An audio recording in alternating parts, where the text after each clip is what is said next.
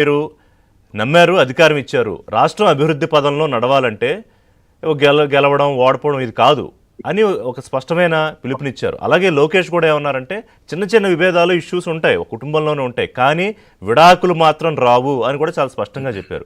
మీరు ఎలా చూస్తున్నారు ఈ జరిగిన 3 రోజుల మహానాడు సంరంభం తర్వాత నిన్న సభలో చంద్రబాబు నాయుడు గారు కానీ లోకేష్ గారు కానీ ముఖ్యంగా ప్రభుత్వాన్ని పార్టీని అనుసంధానం చేసే ఒక ప్రక్రియ చాలా చక్కగా అనిపించింది నాకైతే. మీ ఒపీనియన్ ఏంటి భావన్ గారు? రిషన్న, మీకు పైన నుండి పెద్దలందరికీ నమస్కారాలు. నమస్తే.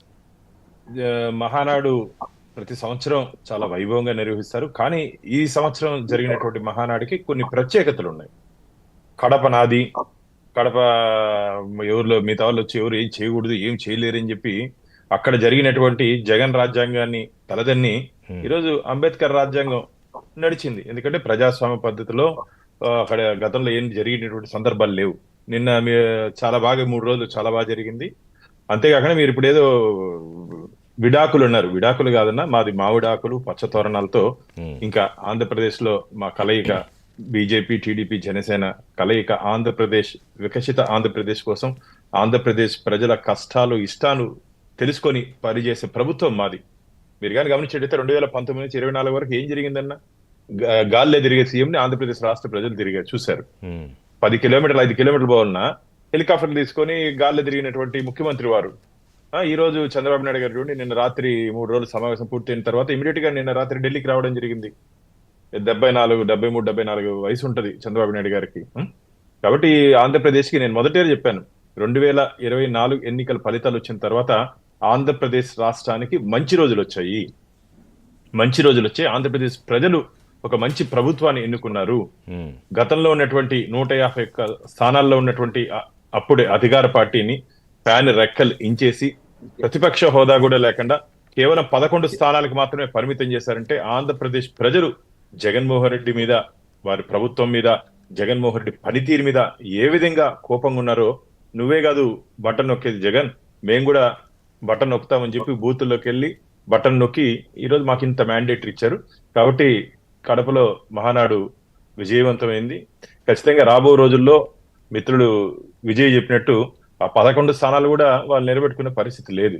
ఎందుకంటే స్లోగా ఒక్కొక్కరు గత ప్రభుత్వంలో చేసిన అవినీతి అక్రమాల వల్ల అధికారులతో పాటు నాయకులు కూడా జైలుకి వెళ్తున్నారు.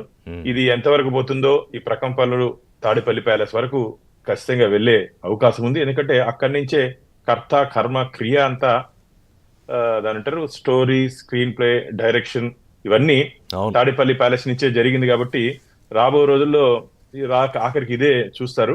నాకు ఈ మధ్య ఒక తమాషా వింటున్నా, జగన్మోహన్ రెడ్డి ఒక వారం రోజుల నుంచి ఏదో సినిమా చూపిస్తా ఏందయ్యా నువ్వు సినిమా చూపించేది? నీకు ఇంటర్వెల్ లేని సినిమా ఆంధ్రప్రదేశ్ రాష్ట్ర ప్రజలు చూపించారు. నీ రాజకీయ జీవితాన్ని రాజకీయ సమాజ్ చేశారు. ఏదో ఈ విచిత్రంగా చిన్నపిల్లడు చూపించినట్టు నేను సినిమా చిన్నపిల్లడు ఎవరు అడుగుతాడు చూడు ఇంట్లో తల్లిదండ్రులు, సినిమాకి తీసుకోండి అని. ఈ నేను రేసినప్పటి నుంచి నేను సినిమా చూపిస్తా, నువ్వేం చూపించేదానికి ఏమి లేదు, సినిమా నాయన అయిపోయింది, నీ కథ అయిపోయింది. నిన్న ఆంధ్రప్రదేశ్ రాష్ట్ర ప్రజలు తేరుకోలేని దెబ్బ ఇచ్చారు. కాబట్టి ఓటమి చెందిన తర్వాత ఏం మాట్లాడాలో, ఏం మాట్లాడుతున్నారో తెలియకుండా ఇష్టానుసారంగా మాట్లాడుతూ. అంటే కాదు, ఆయన రిలీజ్ అవ్వలేదా? ఇంకా ఏడాది అయిపోతున్నా కూడా రేపు 12వ తారీఖు వస్తే ఏడాది అవుతుంది కదా. ఆయనకి ఎప్పుడు కాదన్న రియలైజేషన్ అనేది జగన్మోహన్ రెడ్డి గారి హిస్టరీలో ఉండదు.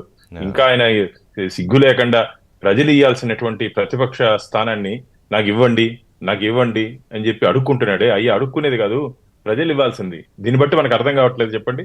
ఒక 5 సంవత్సరాలు ముఖ్యమంత్రిగా పనిచేసినటువంటి వ్యక్తి రాజకీయాల్లో ఏ విధంగా ఉంటుంది, ప్రతిపక్ష హోదా ఏ విధంగా వస్తుంది, ప్రతిపక్ష నాయకుడు ఏ విధంగా అవుతాడని కూడా తెలియకుండా నాకు ఇవ్వలేదు అని చెప్పి మా మీద పడి ఏడుస్తున్నాడే. ప్రజల్ని ఏడిపించిన దానికి ఆంధ్రప్రదేశ్